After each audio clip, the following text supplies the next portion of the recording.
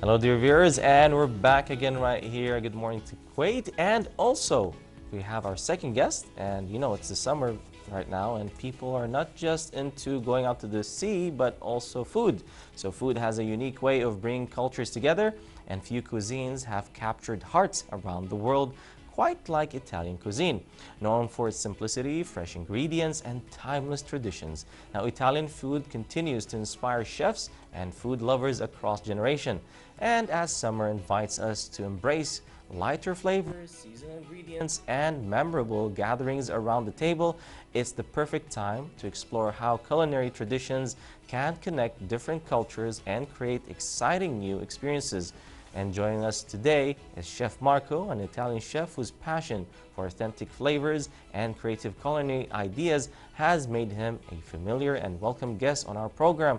This time, we'll explore the fascinating connection between Italian and Kuwaiti cuisine, summer dining trends, and the art of creating dishes that celebrate the best of both worlds. And Chef Marco, welcome again to our amazing show. Good morning, Kuwait. Thank you very much, Nasser. Thank you very much. Good morning, Kuwait family, to have me yes, here. As always. It's my pleasure actually now to invite you for the first time and talk to you right here. I am glad. I hope also to see you at the restaurant. Yes, I have to visit you at the restaurant. So with that said, Chef Marco, both Italian and Kuwaiti have a very rich culinary tradition rooted in family, hospitality. So what similarities do you see between Kuwaiti and Italian food?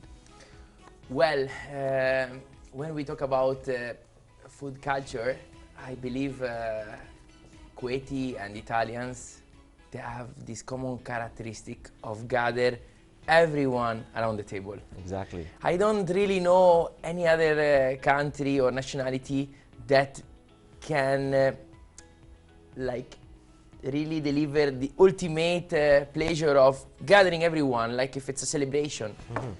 And this is what make us common mostly. Yes, that's very true. I mean, I know that with Italian cuisines, it's not just about the gathering, even the gathering in the kitchen. Everyone has to come and have a hand in actually cooking or preparing or cutting something.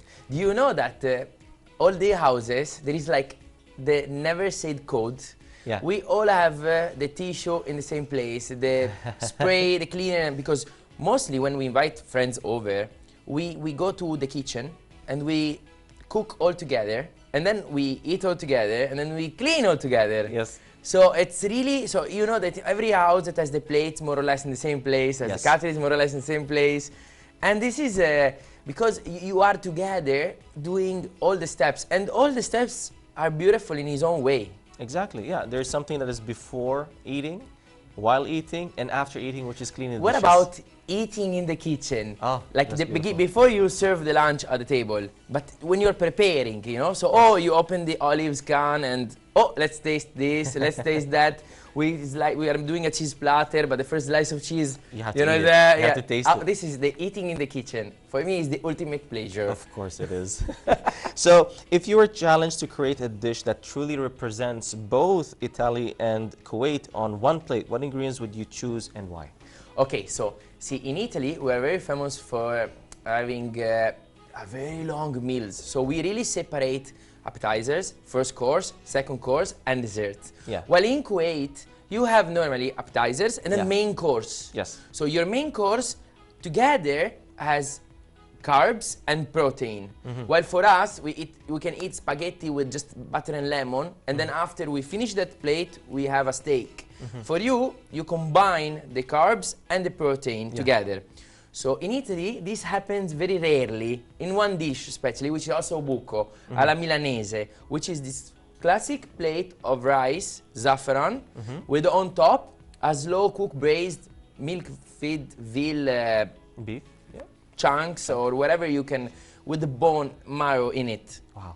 So that's probably one of the only dishes of few that integrate the main, like a main, so first course and second course. Okay. Also there's saffron, that is a very common ingredient over here. Oh, yeah, it is. So I believe that I would do a nice ossobuco risotto, maybe with some zirish or some sour cherries or some hashu on top, huh? Okay. Maybe some nice caramelized onion. and this is it. This will be a great combination of the two. You should make me one, and I'll present it to my family. Or you know what? I will bring you at home. Okay. I'll prepare the kitchen. Done, done. Okay, so summer season is in right now. That influences the way people eat. So what are some light and refreshing Italian dishes that you believe would be perfect for Kuwait summer? Here is very hot. For me, Oh, yeah. honestly, when it's hot, I can't eat. I cannot eat. So we really needed to go with very light and fresh flavors. Yeah. For example, it comes to my mind, a nice carpaccio. A wagyu Carpaccio, carpaccio with some, you know, your favorite could be just olive oil extra virgin and some balsamic parmigiano shaves, or you can go with a more structured depth cream sauce, or a nice watermelon salad, Oh, yeah. you know, or a sweet melon salad. With halloumi cheese? Yes, Oh, with yes. halloumi or feta, Or feta olives, fresh mint, Mm. you know? So it has to keep it fresh, tasteful. Yes. So a little bit fruity, but not too fruity, not citrusy. No, we but don't wanna- watery would be perfect. Exactly. All right. I So- love to combine fruits and salty things together. It makes sense. It gives a very nice Twist result. and Yes. twist, yeah, that's very true. So Kuwaiti cuisine is known for its bold flavor and aromatic spices. Are there any Kuwaiti ingredients or flavors that you would love to incorporate into modern Italian recipes? Yeah, there is one that I really adore here, and I also started to use it slightly. It's lumi. Lumi. Lumi puts together a bitterness, smokiness, acidity, a very deep add a very deep flavor to the dish. I mean, imagine a risotto, prawns with lumi, or I'm actually in one of my restaurants. We serve some confit prawns. We actually not confit, sous vide. We cook them at low temperature, and then we made out of the lumi a gel, and we place it on top. Wow. So it's like balance the sweetness of the rubian, Yes. you know, I and got you. it's just perfect. Lumi always gives you that first touch of acidity, then it gives you that bitterness, and then it just goes stable. And smoky as well, a little Smoky. bit. Yeah, that's the I end. love it. The end taste of the smokiness is beautiful. Imagine spaghetti aglio olio and lumi. Oh, that would be nice. It's a mix. Yeah, I think is a very incredible flavor to appreciate in its simplicity as well. Just pure, to feel it. And I the love fact that it only comes from lemon. And how Yes. they actually made it smoky I and love dry, it. it's beautiful.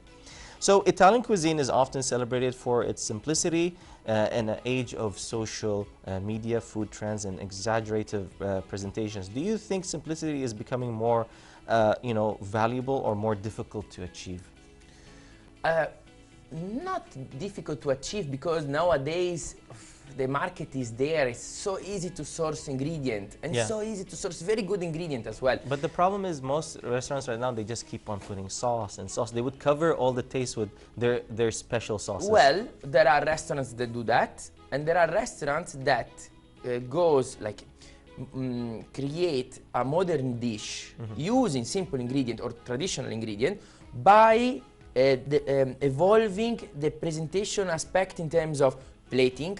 So here we go buy very beautiful plates, very like never seen before, or with particular details, or we create some decoration on top with water and flour. There is a very nice companies like there is one in special. I source my twills. It's called twills from. I design a stamp with the Kuwait Tower, with the AziadiQ8. Yes. So we serve, for example, a penne pomodoro, which is a very simple dish, okay, but we place on the middle this twill done with just water and flour, but with the mini symbol of the Kuwait Tower, and it's just like take it to another level. To another level, yeah. With nothing, but just some creativity. Yeah. So there where we have to like think out of the box. That's it. And you elevate it. You elevate it by visuality and also taste. And you get the feedback from people, like you catch, you manage to give them emotion. Oh, yeah, Leila. You know, like nice. They appreciate it. That's amazing. So when you visit local markets in Kuwait, are there any seasonal ingredients that inspire your creativity and remind you of Mediterranean cooking? Well, I think it comes to my mind the Fagga hype. Forget. So Okay, I yeah, remember everyone turns super excited. Oh, there is rain, a lot of rain. There's gonna be a lot of fagga. So and then suddenly, when fagga is actually available in the market, I received so many messages. Marco, let's make majbous fagga. Let's make fagga hamsa. Let's okay, let's try to shave it like a truffle. And that you have it for that period. Yeah. Yeah, like a truffle in Italy, because in Kuwait you cube it. Yes, we cube it. And you make because we like to eat it in chunks. Exactly. In Italy, our truffle we slice it very thin. Yeah. And like very transparent. But anyways, I love it. The taste is delicious, but it's the hype that is all around that makes it even more challenging, exciting. And you should mix now fagr with lumi and try to make something. See, this I never tried yet. You have to try it. It's a nice combination, because usually when we cook our Arabic food, when we do fagr, we do have pieces of lumi there. So once the lumi is cooked, we actually squeeze the juice out of it on top of the fagr and the rice and eat it. It gives it a nice, again, smoky with the fagr also, which has that earthy tone. You add also laham with it? Laham, okay. Yeah, of course. I have to. I will do that. All right. If you were preparing the ultimate summer menu for gathering in Kuwait, what would it be? Your ideal Italian-inspired starter, main course, and dessert? You mean combining the flavors, Italian and Kuwaiti together? For summer. Okay, so must be. Let's start from the dessert. Okay, let's start from dessert. I'm thinking maybe we can do gelato with dates gelato. Nice. A nice dates gelato, and maybe we can place it on top of tahini creme brulee. Okay. My wife would love that actually. Some, I'm imagining it. We add some pomegranate. No, not pomegranate. Some dates molasses on top. Yes. Okay. So we do this. No, that will maybe some tahini also. Okay. No? So we have the double. And we eat. So you have the crunchy of the caramel in the creamy of the tahini. You know, with the taste, the sweetness of the dates. Yes. All right. So and then as a main course. As a main, it needs to be fresh main. So something probably, we are, okay, there is a very nice dish called vitello tonnato in Italy, which is like probably the only dish that has served together fish and meat. Okay. So it's a roasted veal loin, and then we roast it in the oven. Then we slice it at cold, like if it's a turkey ham, I don't know. Yes. Okay, so we slice it very thin, and then we top it with this mayonnaise made it out of anchovies, tuna. So maybe we could do the same veal, and then we can top it with a mayonnaise made it with some local seasonal fish. Could be, I'm not really sure now what is the season, but I think Zubaydi is there, no? Yeah. I think so. Yes, so we can do Zubaydi mousse. My favorite, actually, my favorite fish. And place it on top of the veal. I think it's gonna be very yummy. All right, starter. That's the last thing. Starter. We can do. What can we do? Starter. We could do something that is again like a salad. We could do the summery salad that you said, which is watermelon with feta cheese. Okay. Yes. With a little bit of let's say mint. Yes. Okay. Yes. Yes. Yes. That would be nice. That's amazing. Yes. All right. So with that said, looking ahead, how do you see the future of fusion cuisine evolving, and could we one day see a distinctive Italian Kuwaiti culinary style emerge on the international food scene? Well, that's honestly one of my dreams. I see this fusion between Japanese and Peruvian. I see Italian and Japanese cuisines. I see this happening. I see it happening. Definitely, we would be the best fusion in terms of hospitality. Okay. In terms of emotions. Seasonal ingredients. And calories also, because calories we have to. Italian and Kuwaiti. Oh yeah. We have that in common as well, to have a very rich meals. Okay. And yes, I think it could be, because at the end of the day, all our cultures has common flavors, carbs and protein, very flavors that are always feel homey. And today, remember, this is that we can go and search for caviar and truffle, but the most delicious things are always the simple one. That's very I true. like to say, do you remember who didn't eat from a cooking pot with Everyone a bread? ate. Everyone ate. Everywhere in the world. You eat even the shashuka eggs, or for us in Italy we do scarpetta, we clean the sauce on the pot. Of course. This is everywhere in the world does that. And this is the best part of the meal. All right, yeah, No? that's very true. That's very true. I mean, just at the bottom, that's where all the juices come down. Yes. That's the best part. Well, with that said, thank you so much, Chef Marco. It's Anytime. been a pleasure actually having you here, and it's my pleasure actually to meet you in person. And for sure, I'm going to visit you one day in your restaurant. Grazie mille, Thank waiting for you. Inshallah. Thank you so much.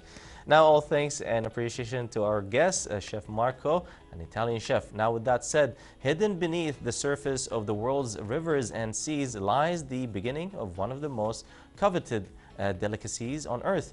Revered for centuries as the symbol of luxury, refinement, and exclusivity, caviar has graced the tables of royalty, aristocrats, and gourmet enthusiasts alike. But behind its reputation and premium price tag, it's a remarkable story of patience, precision, and craftsmanship. Now, from carefully raising sturgeon to the meticulous harvesting, sorting, and curing of their prized roe, the journey of caviar is as fascinating as it's complex. In this report, we dive into the world of this legendary delicacy, uncovering the intricate processes that transforms tiny pearls from the depth of the water into one of the finest culinary treasures enjoyed around the globe. Now with that, let's watch the following report and we'll be back for more.